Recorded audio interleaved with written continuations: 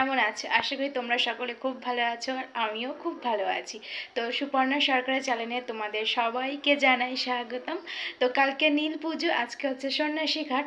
কালকে নীল পুজোর জন্য আমি আজকে আকন্দ ফুলের মালা গাঁথবো। তো আচ্ছা সন্ন্যাসী ঘাট, ওই জন্য সন্ন্যাসীরা আসবেন খেজুর পাড়তে, তো তোমাদেরকেও নিয়ে যাব। তোমরা দেখতে থাকো পুরো ভিডিওটা, আমার সাথে থাকো, সঙ্গে থাকো। তো চলো। তো এখানে আমি আকন্দ ফুল নিয়েছি আর এই যে বেলপাতা, তো আকন্দ ফুল আর বেলপাতার মালা গাঁথবো।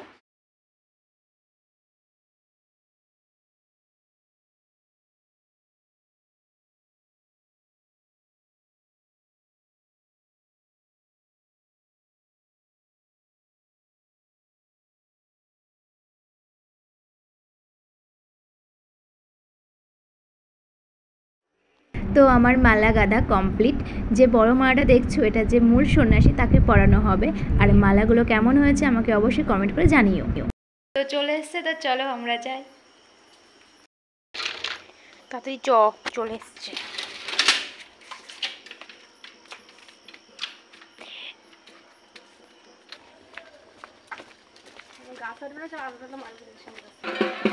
তো দেখো সবাই চলে এসছে খেজুর পাড়তে। ওই যে ওরা, ওই যে ওরা। হ্যাঁ,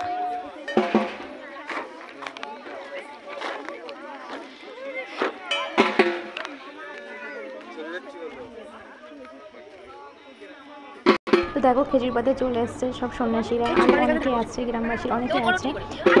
তো ছেড়ে ফেলা হয়েছে। তো এদিকে আমাদের সবাই আছে। তো ব্রাহ্মণ মশাই আগে প্রথমে গাছটাকে পুজো করে নিলেন। এবার তারপরে গাছটাকে মানে গাছে উঠবে একটা সন্ন্যাসী, উঠে তারপরে খেজুর পাড়া হবে। তো দেখতে থাকো।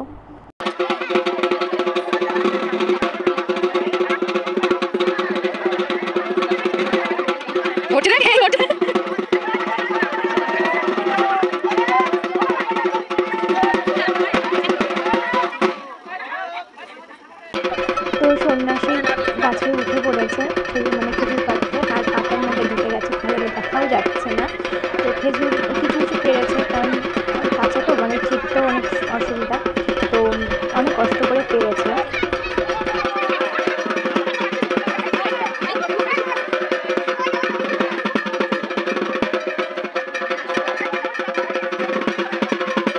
তো খেজুর পাড়া কমপ্লিট, পোশাক নিয়ে বাড়ি যাবো।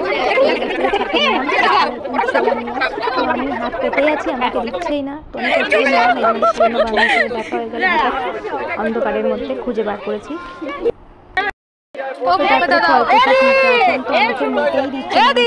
দাঁড়িয়ে আছি আমি, আমার দিদি আমাকে দিচ্ছেই না।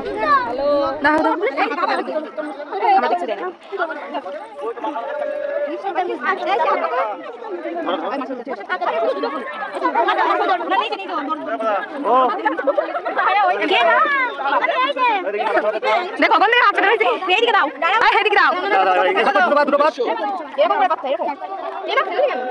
দাও আমার দাও।